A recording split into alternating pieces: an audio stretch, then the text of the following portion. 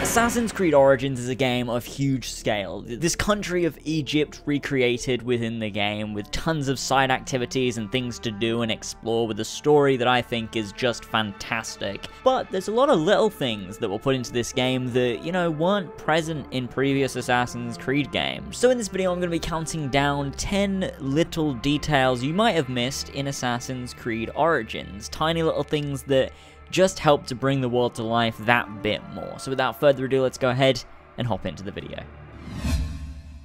First up is something simple that most people would have seen if you've fallen from a great height or had your health drop relatively low, is that once you get your health down to that last bar and you're flashing red, Byuk will start to limp, and that can be from an attack in which he might hold his arm, or if you fall from a great height, he'll limp, because obviously he's hurt his legs from that fall, and this is just a little detail that didn't even need to be in the game. No one would have asked for this if it wasn't there, but the fact that it is there just adds that bit of extra detail to the world and realism that you don't get in a lot of games.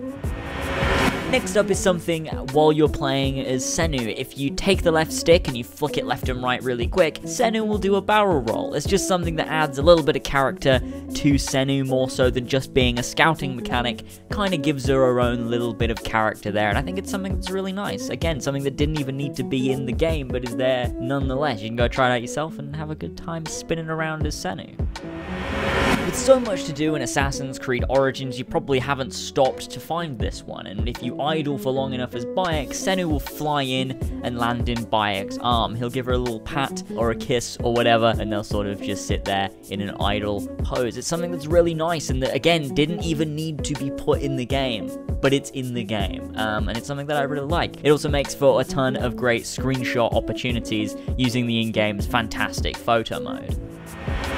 Next up is something that wasn't actually meant to be in the game, but is in the game nonetheless, and I hope they take it a little bit further with future updates, and that's the ability to change Byuk's hair and beard. If you go into the gear menu, hold left trigger, and press Y or triangle depending on your console, it will toggle Byuk's hair. If you hold right trigger and press Y or triangle, it will toggle Byuk's beard. This is something that a lot of people I think found out relatively early on, but it was a little thing that was in the game that was never really talked about. That's mainly because it was actually a dev tool used to toggle the hair on and off for developers, but they never patched it out of the game, so I guess you could count it as a bug, but it's a bug that I think is very welcome, and I hope doesn't part the game anytime soon. Honestly, like I said, I hope they take this a little bit further, give us more hairstyles, and maybe make it an actual feature in the game, because I think a lot of people would appreciate that. Another thing is that during cutscenes, if Byuk is wearing a mask or a scarf, his voice will actually be muffled when he's talking to NPCs. I am ready to speak of my dream. Of course, Deliverer. But first, you must help me. This is something that just, again, is a tiny little thing that just adds to the realism. It didn't even need to be there because no one would have complained otherwise, but it's fucking cool nonetheless, and I'm super happy they included this feature in the game.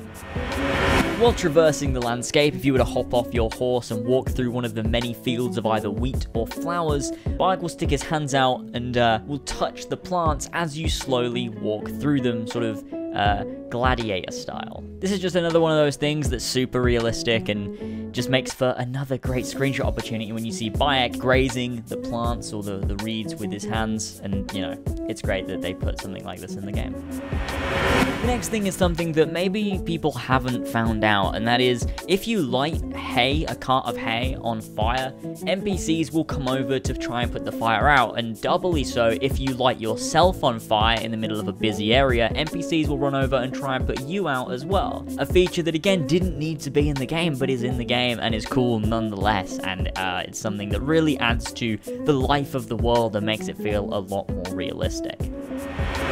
If you go to Memphis and go to the area where they're mummifying bodies, you can actually see them mummifying the bodies. They'll be reaching inside of an opening in the stomach to take the organs out, and you can see them pulling out organs and putting them in the jars beside them. It's actual mummification, and I'm assuming they'll take this one step further when it comes to the Discovery Tour next year, showing the actual details of the mummification process fully and explaining them to the player. So I'm really excited to see that, and I think it's super cool that this is something that is just in the game and you can observe and it's never really ever pointed out to you. It's just a detail that's there, and I really like that.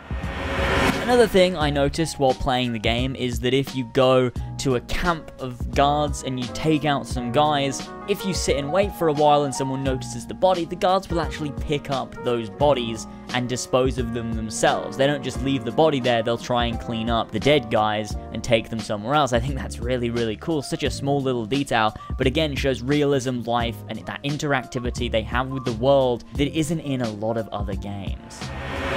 And finally, if you follow NPCs around for long enough, you'll see their day and night cycle match the day and night cycle in the game. You can follow around an NPC, he'll go about his normal daily routine, then as it becomes nighttime, he'll retreat to his house to rest, and I think that's absolutely fucking awesome that all these characters have their day and night cycle. There's things they do during the day, there's things they do at night, they have certain jobs that they go to, they have their homes that they go to, and that's absolutely crazy. It's something that really adds to the, like I said, the life of the game, the realism of the game, and this also works with Senu as well, because when you go out as Senu, you can tag and look at enemies. At nighttime, the guards are going to be sleeping, and they'll be on patrol. There's a certain time when they switch those patrols over, so certain guards will be sleeping during the day because they were on watch at night. This also translates over as well to the animals in the game. If you look at the animals, there'll be certain times when they're resting or eating or hunting, you know, and this is something that's super detailed and super awesome and just makes the AI that step up from other games in the franchise.